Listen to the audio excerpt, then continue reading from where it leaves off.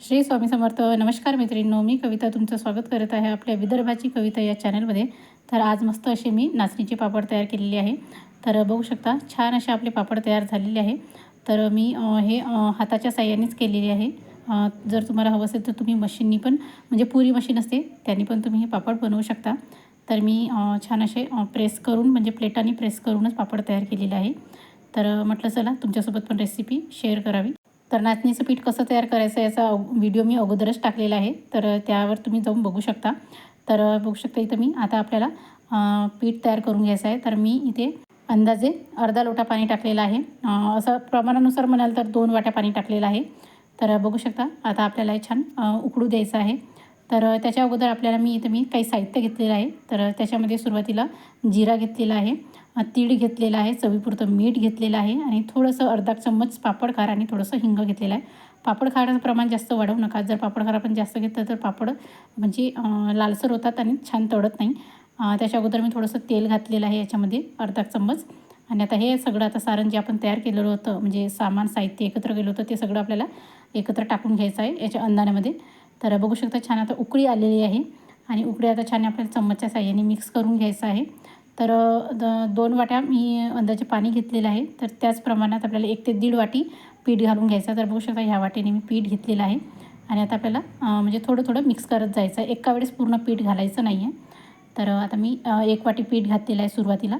तर बघू शकता याच्या गुठळ्यानं म्हणजे गुठळ्या होऊ द्यायच्या नाही आहे. छान मिक्स करत राहायचं आहे छान याला हलक्या हाताने. तर बघू शकता नाचणीचं पीठ हे आपण घरी पण तयार करू शकतो. तर मी घरीच तयार केलेलं होतं पीठ. नाचणीचं पीठ कसं तयार करायचं याचा फुल मोठा व्हिडिओ मी माझ्या चॅनलवर अपलोड केलेला आहे. तर तुम्ही तो व्हिडिओ नक्की जाऊन बघा. तुम्हाला म्हणजे पीठ कसं तयार करायचं ते समजून जाईल. तर याच्यानंतर मी अजून अर्धी वाटी पीठ घातलेलं आहे आणि याला चांगलं मिक्स करून घ्यायचं आहे आपल्याला. तर गुठळ्या होऊ द्यायच्या नाही आहे अजिबात आणि एकदम कमी गॅस ठेवायचा आहे लो टू फ्लेमवर आणि पीठ छान शिजू द्यायचं आहे. तर बघू शकता थोडासा घट्टपणा आलेला आहे आणि तुम्हाला हवं असेल तर तुम्ही अजून याच्यामध्ये पीठ ॲड करू शकता. पण हे प्रमाण मला परफेक्ट वाटलं. तर असं थोडं थोडं तुम्हाला टाकत जायचं आहे. एकदम एका वेळेस टाकायचं नाही आहे, नाहीतर पीठ थोडंसं जास्त हे होऊ शकतं. काही ठिकाणी म्हणजे हे पीठ असं उकडून घेऊन अजून हेला करतात म्हणजे उकडून घेतात. त्याला काय म्हणतात शिजवून घेतात. तर याला अजून शिजवण्याची काही गरज नाही आहे. असेच आपण पापड लाटू शकतो. फक्त याला 5 ते 10 मिनटं याला वाफ काढून घ्यायची आपल्याला प्लेट झाकून. तर बघू शकता जे काही पीठ आहे ते मी काढून घेतलेलं आहे आणि आता आपल्याला 5 ते 10 मिनटासाठी झाकून एक वाफ काढून घ्यायची आहे म्हणजे पीठ आपलं छान शिजून जाईल.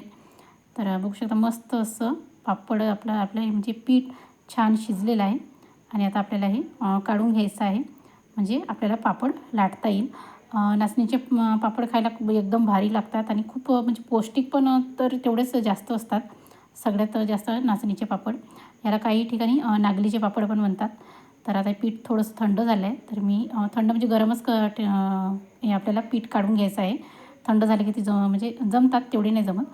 तर आता गरमच पीठ मी काढलं आहे आणि एका पिशवीमध्ये टाकून घेतलेलं आहे आणि याला चांगलं चोळून घ्यायचं आहे. तर बघू शकता अशा पद्धतीने म्हणजे ते पीठ जे आहे ते सारखं एकजीव होईल आणि याच्यातल्या जे काही गुठळ्या आहेत त्या निघून जातील.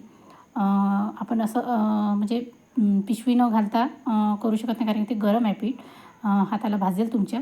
त्याच्यामुळे असं पिशवीमध्ये टाका आणि छान चोळून घ्या म्हणजे एकसारखं पीठ आपलं मळून जाईल.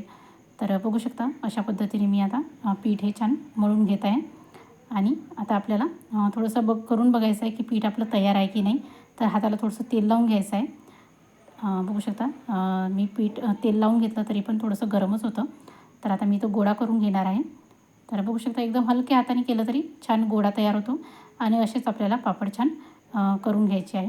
एकदम हाताला काही चिकटत नाही काही नाही आणि पीठ आपलं छान मस्त असं शिजलेलं आहे. आता मी सगळं पीठ काढून घेणार आणि थोडंसं तेल लावून याला चोळून घ्यायचं म्हणजे एकसारखं असं पीठ हे आपले बनून जाईल आणि पापड आपले छान एकसारखे होतील. तर बघू शकता आता अशा पद्धतीने पटकन आणि मऊ लुसलुशीत असे छान पीठ पण तयार होतो. तर आता आपल्याला इथे बघू शकता ते पापड आता आपण लाटून घेणार आहोत. तर मी सुरुवातीला काही पापड लाटून घेतलेले होते. तर आता अशा पद्धतीने एक पन्नी घ्यायची आहे. त्याच्यावर आता आपल्याला ही लाटी घ्यायची आहे आणि त्याच्यावर अजून एक पन्नी घ्यायची आहे आणि अशा पद्धतीने मी प्लेटच्या साहाय्याने पापड तयार करणार आहे. तर तुम्ही पुरी मशीननी पण पापड करू शकता. माझ्याकडे ती काही पुरी मशीन नव्हती, त्याच्यामुळे मी असंच बघू शकता अशा प्लेटनेच्या साहाय्याने त्याला प्रेस करणार आहे. एकदम झटपट तयार होतात, काही जास्त वेळ लागत नाही. थोडासा आकार म्हणजे गडबड होतो, पण काही हरकत नाही. आपल्याला काही कुठं दाखवायला थोडी न्यायचे, आपण घरीच खाणार आहोत. त्याच्यामुळे म्हटलं चला पुरी मशीन नाही आहे तर काय होते, म्हणून मी घरच्या घरी अशाच प्लेटच्या साहाय्याने केले. तर बघू शकता मस्त असा पापड आपला पसरलेला आहे आणि थोडंसं असा छान पापड आपला तयार झालेला आहे. तर बघू शकता अशा पद्धतीने मी सगळे पापड तयार करून घेतलेले होते. तर हे असे पापड आपले तयार झालेले आहे आणि आता आपल्याला हे काढून घ्यायचं आहे. तर बघू शकता एकदम अलगद असे पापड तयार न होतात आणि 1 ते 1.5 वाटीमध्ये असे 25 ते 30 पापड तयार झालेले होते. अजून माझे बाकी होते पापड बनवायचे. तर असे तुम्ही पापड तयार करू शकता आणि सुकल्यावर मी आतमध्येच सुकवले होते. पंख्याच्या हवेतही वाळतात. मी मग दुपारच्या नंतर थोडेसे उन्हात वाळवले यांना. तर हातानेच तयार केले, त्याच्यामुळे थोडेसे असे फाटल्यासारखे झालेले आहेत. मशीनच्या साहाय्याने केले तर एकसारखे असे पापड होतात. तर काही हरकत नाही, जसे झाले तसे. पण म्हटलं चला तुमच्यासोबत रेसिपी शेअर करावी. खूप छान झाली, मला खूपच आवडली आणि पहिल्यांदा केलेली आहे हे मी, पण चव खूप छान भारी वाटली मला. तर चला मग आता आपण तळून बघूया. तर आता आहे आपले पापड असे वाढलेले आहे आणि आता आपल्याला हे तळून बघायचे आहे. तर मस्त असे पापड कुरकुरीत असे वाढवून घ्यायचे आपल्याला उन्हात आणि उन्हात वाढले की आपल्याला मुलं जेव्हा म्हणतील तेव्हा आपल्याला हे तळून देता येते मस्त असे. तर बघू शकता मस्त एकदम असे कॉफी कलरसारखे असे पापड तयार झाले आणि याच्यामध्ये पापड आपण टाकलेला होता, त्याच्यामुळे असे एकदम डबल टिब्बल असे पापड फुललेले होते. एकदम कमी तेलातच मी पापड तळला, पण छान असा फुललेला होता. तर बघू शकता आणि खायला तर एकदम भारी झाले होता पापड. माझ्या घरी तर खूप जास्त प्रमाणात आवडले होते हे पापड. तर बघू शकता मस्त असा दुप्पट फुलणारा असा पापड तयार झालेला आहे. तर तुम्ही नक्की ट्राय करून बघा. तर काही भागात याला नागलीचा पापड पण म्हणतात आणि काही ठिकाणी नाचणीचा पापड पण म्हणतात. तर चला मग तुम्हाला ही रेसिपी कशी वाटली मला नक्की कमेंट करून सांगा. चॅनलवर नवीन असाल तर चॅनल नक्की लाईक करा, शेअर करा आणि सबस्क्राईब करा.